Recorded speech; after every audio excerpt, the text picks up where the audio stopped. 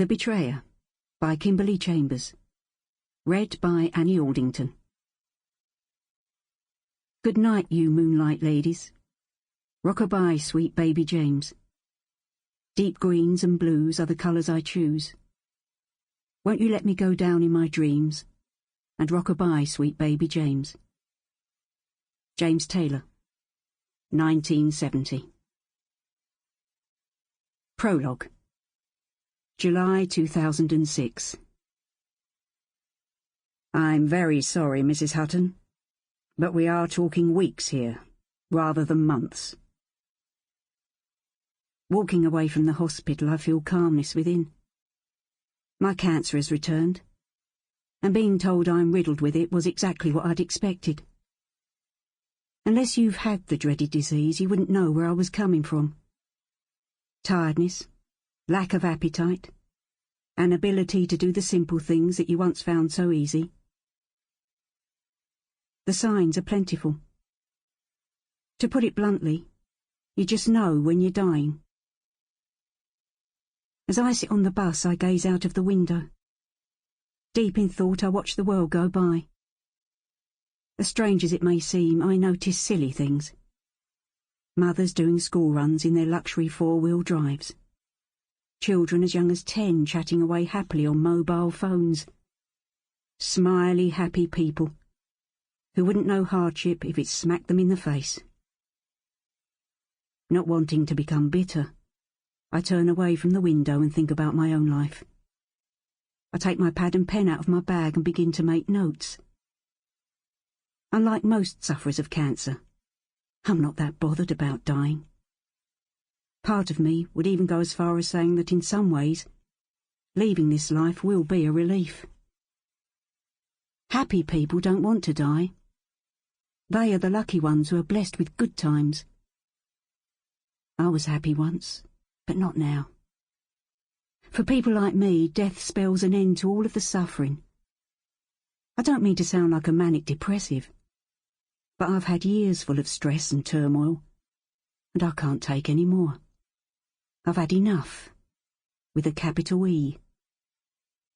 I had a terrible upbringing. I'm an only child.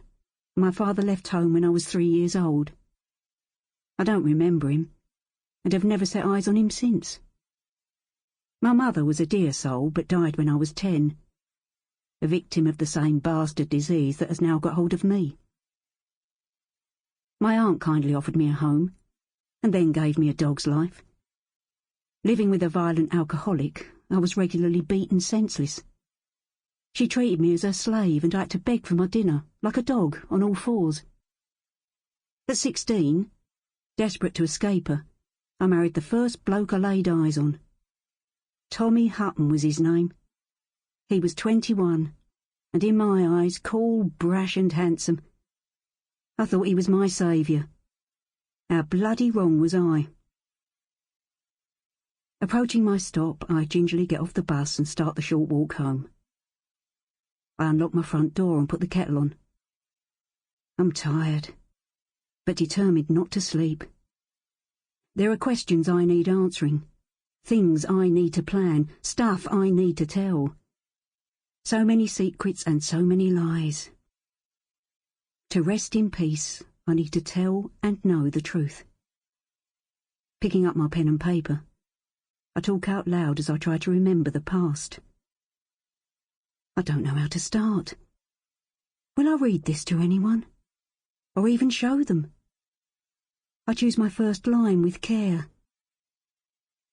My name is Maureen Hutton, and this is my story. Chapter 1. 1975. Fucking hell, Tomo! He ain't moving! White as a sheet, Tommy Hutton bent down to try and wake his victim. "Wake up, Smithy, please, wake up," he said, as he frantically prodded and shook him. Tibbsy, Benno and Dave Taylor stood rooted to the spot. Along with Tommy, they were members of a notorious local gang known as the Stepney Crew. Tonight they'd organised a big off with a rival firm from Bethnal Green. Top 4 versus top 4. Both gangs were determined to be crowned kings Sample complete. Ready to continue?